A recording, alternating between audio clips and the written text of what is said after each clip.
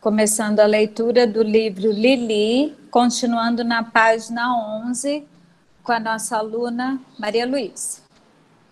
Lili tinha se distraído a fazer desenho nos vidros embaciados das janelas que davam para o jardim. E quando se apercebeu, estava sozinha na cozinha. Terminou de desenhar a coroa real sobre a cabeça de um sapo pescoçudo e saiu da cozinha, com lentidão preguiçosa de casa quentinha em dia de chuva. Espreitou para a sala e viu a mãe em frente à lareira acesa, sentada no puff amarelo, com o portátil no colo. Arrastava por todo lado para poder sentar no canto da casa que lhe apetecesse. No momento era velhinho. Para um puff não era velhinho, porque tinha a mesma idade de Lili, e ela ainda era muito nova, mas era velhinho para um puff, mas não tão velhinho como a primeira casa. Foi por isso que tiveram de mudar. O pai disse que era qualquer problema com a canalização, que mais valia. Muito sério. Mudar de casa do que arranjar os canos. E térmitas, parece que os bichinhos também eram problema. Muito sério. Não tão sério quanto os pesadelos de Lili teve na casa anterior, onde só moraram durante 2 semanas. Ainda bem que o pai conseguiu que a senhora da imobiliária deixasse trocar por outra casa. Lili não sabia bem se a senhora tinha deixado, se ouviu o pai dizer que o advogado dele podia arranjar uma maneira de anular o contrato e que se ela não lhe arranjasse outra casa nem cave, ele podia fazer negócio com a concorrência. A concorrência devia ser alguém capaz de meter muito medo, porque a senhora da imobiliária arranjou outra casa depressinha. A mãe olhou para o teto.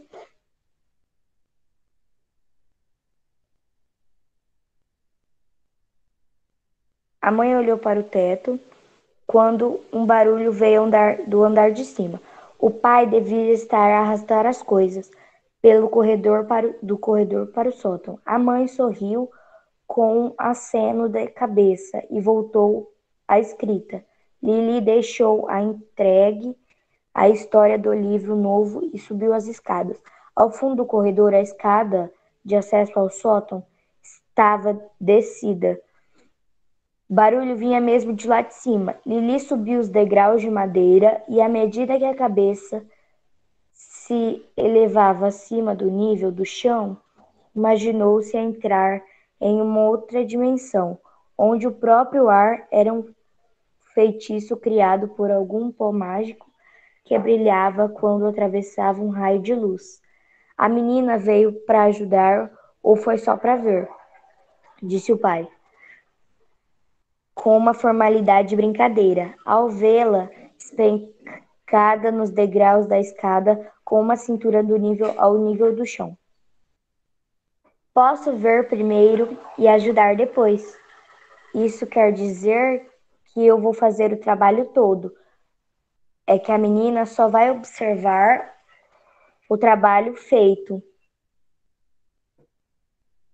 não é? Lili encolheu os ombros acima da dimensão da preguiça. O pai conhecia a mãe à distância.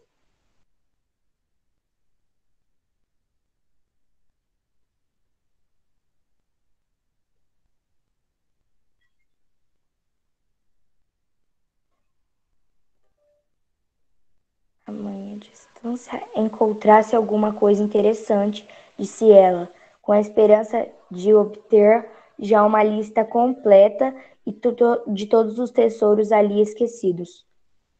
Ainda não tive tempo, porque é que não procuras tu, enquanto acabo de trazer para cá, para cima, o meu material de pintura. Lili torceu o nariz. Seria mesmo melhor que o pai já tivesse uma lista feita, tipo o mapa do tesouro, e ela só tivesse encontrado as coisas mais interessantes, sem perder o tempo, como baús vazios, gavetas que só tinham cotton. É isso. Ah, não. Ser que prefires ajudar-me, disse o pai, já a adivinhar sua resposta. Aquele cantinho parece-me bom para começar a procurar, disse Lili, com um sorriso de quem esquiva, esquivava de tarefas pouco agradáveis. O pai sorriu com um aceno de cabeça e espanou as mãos numa nuvem de pó que brilhou ao atravessar o raio de luz que entrava pela janela grande. Viu-se lá muito em cima, uma aberturazinha no céu escuro, que deixou passar um fiozinho de sol.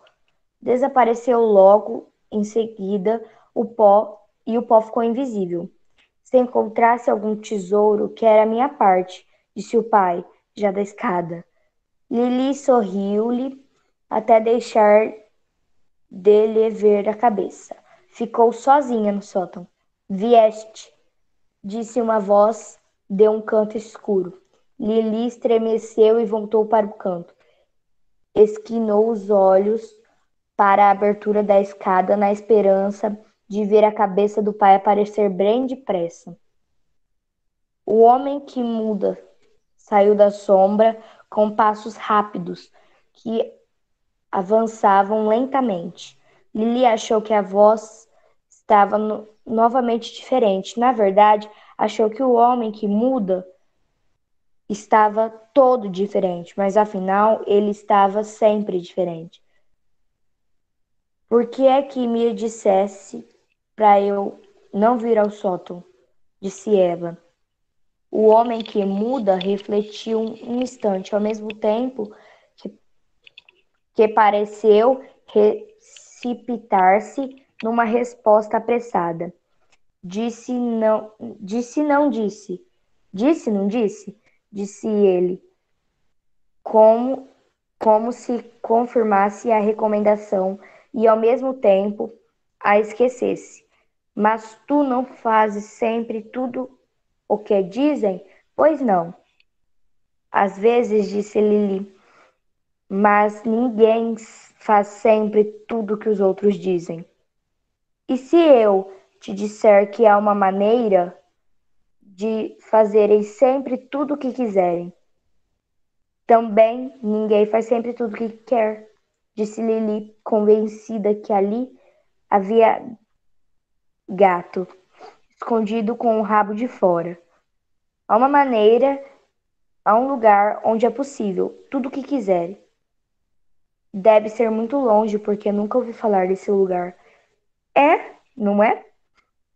Disse o homem, que muda, num tom vago que transmitiu certeza. Eu posso mostrar. Só precisas vir comigo. Lili fitou a mão estendida do homem, que muda. Pareceu-lhe uma mão muito grande para um braço tão pequeno, ou talvez fosse uma mão muito pequena para os dedos tão grandes. Acho que vou ficar aqui, disse ela. A minha mãe e o meu pai deixam de fazer tudo o que eu gosto, é isso que eu quero. Gustavo Soler quer continuar? Hoje ele ia fazer a leitura.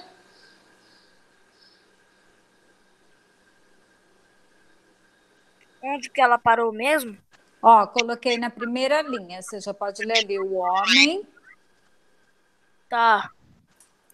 O homem que muda inspirou um silvo que, em vez de encher lhe esvaziou os pulmões.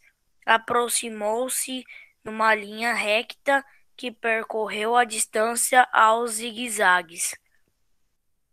Lili susteve a respiração quando a cara do homem que muda ficou a um plano do nariz dela. És uma menina muito esperta, disse ele. Lili teve a certeza de que estava diferente no homem que muda. Tudo mesmo. A voz dele picou-lhe no nariz e lhe fez lágrimas nos olhos. O homem que muda tinha voz de pimenta. Lili libertou-se das picadelas no nariz com um espirro que soprou a pele do homem que muda como se ele fosse um espantalho coberto de pó. Por baixo da ilusão estava um homem muito alto, magrinho com um arame, com umas mãos tão grandes como metade dos braços e dedos tão compridos como os braços inteiros. Tu és o homem que muda? Disse Lili, com um medo que não a deixou dizer mais nada. Muito esperta mesmo. Eu sou mão que puxa, disse o homem que muda atrás dele. O homem que muda fechou o punho direito, acertou-lhe um murro no queixo com o punho esquerdo.